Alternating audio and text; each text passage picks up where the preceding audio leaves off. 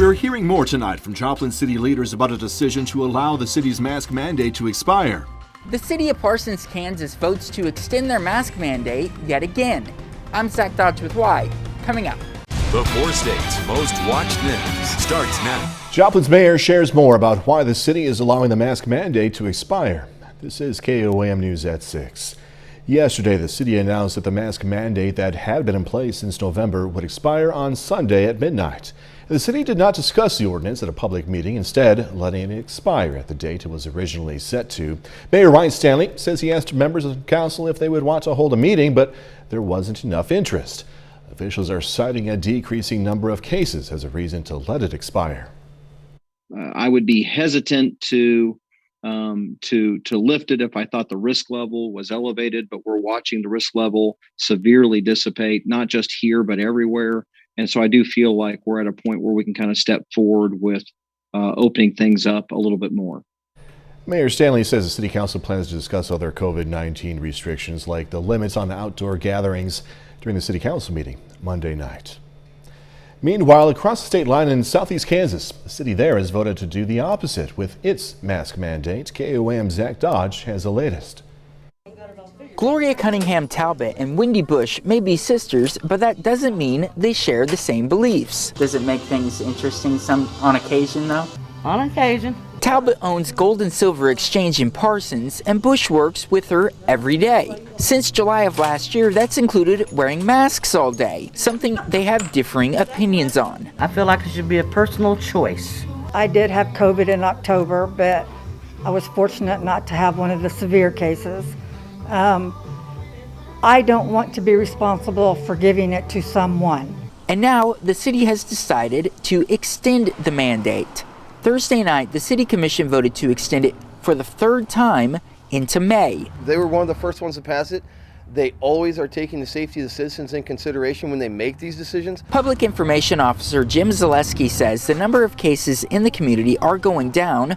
We have not been able to reach the Labette County Health Department to confirm that, but he says they don't want to see the numbers jump up again. With fingers crossed, we're watching those cases and numbers go down. But you really want to be on the side of caution. You want to be on the side of safety and the health of the citizens. Everybody abided for the first time that they wanted everybody to.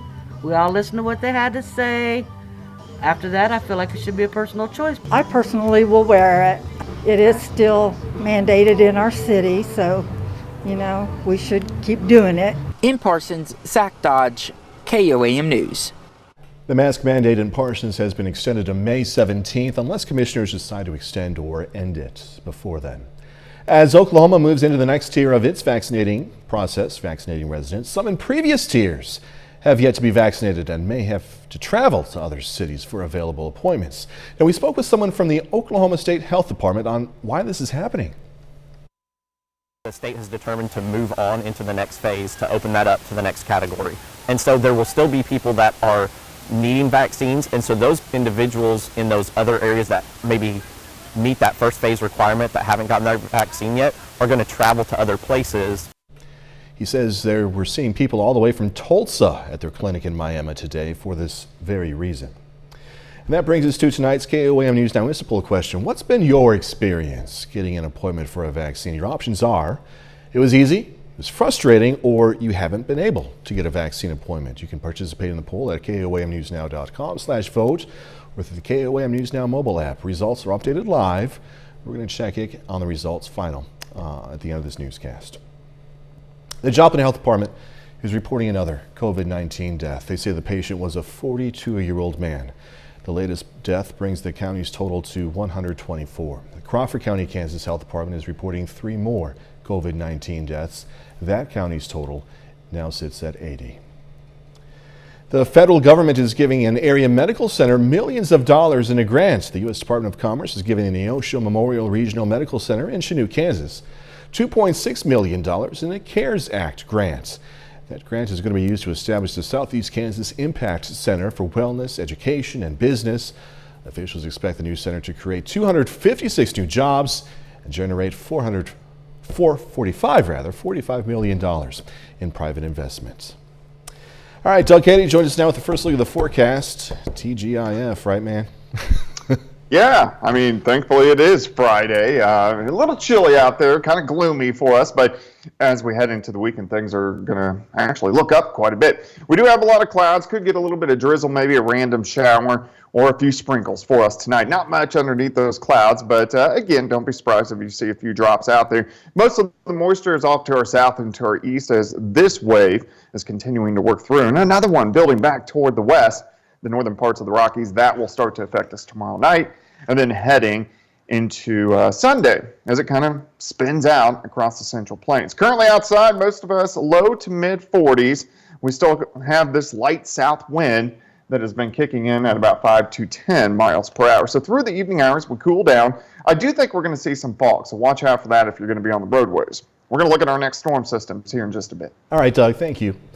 What firefighters say was an explosion shuts down gas for hundreds of residents of Carl Junction.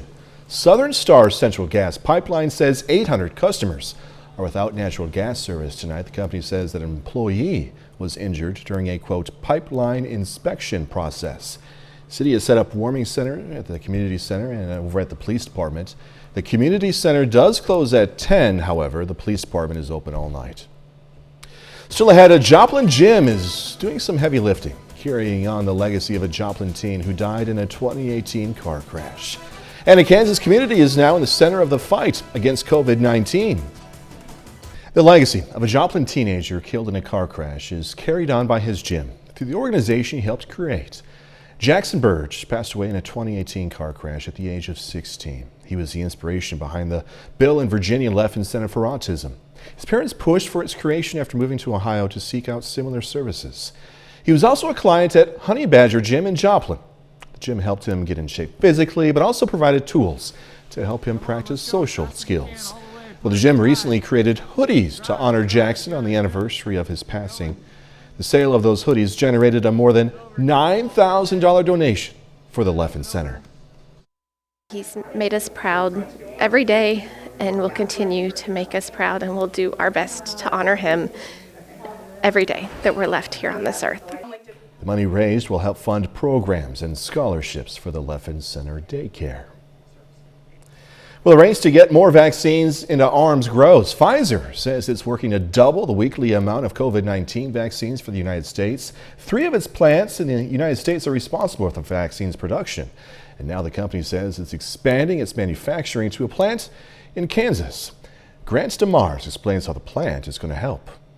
Pfizer plans to ramp up COVID-19 vaccine production and make 120 million doses for the United States by the end of next month. To make that possible, it'll use this plant in McPherson. The announcement comes as President Joe Biden toured Pfizer's Kalamazoo facility last Friday. As part of this expansion, we are adding a new formulation suites here in Kalamazoo, lipid production capabilities in both Kalamazoo and at our site in Groton, Connecticut, and fill-finish lines at our site in McPherson, Kansas. The actual vaccine formula won't be made here at the McPherson plant, but it'll still play a vital role in increasing the nation's supply. It'll do that with fill-finish lines. The fill-finish process is the final stage of vaccine production, where the shots are put into vials, packaged up, and shipped out for distribution. It's pretty amazing. People like Michelle Barrero, who lives in McPherson, say they're glad their community will help the nation become a safer place. I think it's fantastic that Pfizer is starting to produce the vaccine here in McPherson. I think the faster we get it out, the better. And they're proud of the town they call home. Again, that was Grant DeMars reporting. Doug Heddy's up next with his complete weather forecast. A bit later, supporters of an Oklahoma death row inmate gather to rally for his release.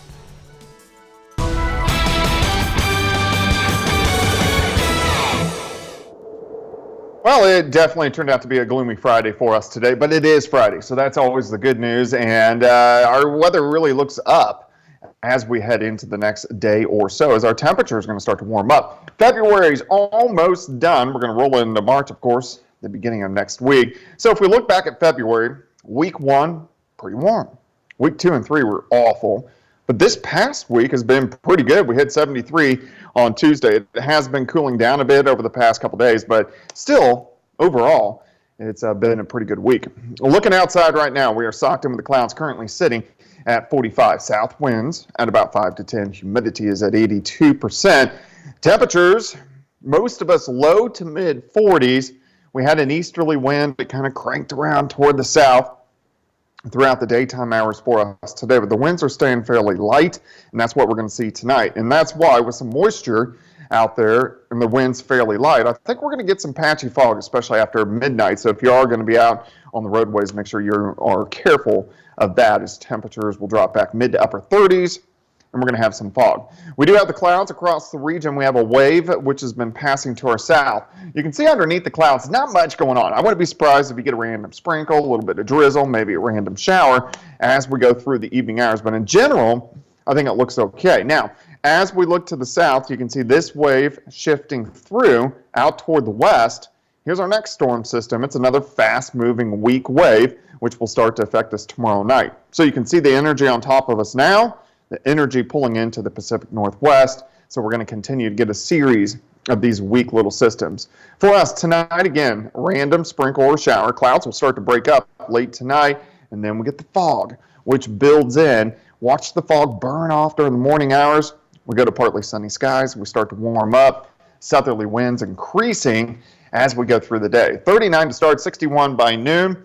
High temp right around 66. But the clouds are going to start to increase again tomorrow evening. Look at some showers starting to work in as we go through the evening hours. These are going to be hit and miss light showers, and then as a cold front sinks in tomorrow late evening into the overnight hours, we'll see a little band of showers that try to work through into Sunday morning. Most of this is going to be out of here by the time you would wake up on Sunday, but the clouds kind of hang put throughout the day, so it's going to be kind of a cloudy, dreary day as we work into Sunday. Rainfall amounts, not much with this system. I think most of us are going to be fairly light, maybe 1/10 of an inch, 2/10 of an inch, upwards to 1/4 in some of our southern counties, and that should be just about it. But we got to get ready for severe weather season, so we're going to look at different aspects of severe weather season as we go through about the next week or so. But here's my first map I'm going to make.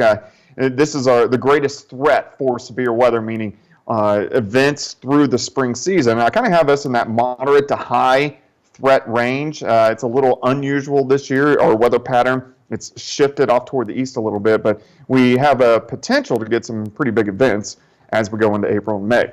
66 tomorrow, 50 on Sunday, 52 on Monday, back into the 60s, some thunderstorms by Thursday. We need time still to enjoy the weather without snow and ice, without talking about severe weather. I guess we do have to talk about severe weather eventually. Yeah. Yeah, March, we kind of get going. Yeah, all right. Here's another timely mention. Don't forget, you can be the first to know about the day's weather with KOAM Skywatch weather app. You can get severe weather updates sent straight to your phone free of charge. It's available in the Apple App Store, also the Google Play Store if you have an Android phone. All you have to do, search for the KOAM Skywatch weather app. Still ahead, supporters of an Oklahoma man on death row for 20 years are calling for his release. Why the local DA says it's not going to happen. Of supporters for Julius Jones gathered for a rally at the Pardon and Parole Board today. Jones has been in jail now for over 20 years for the death of an Edmond man.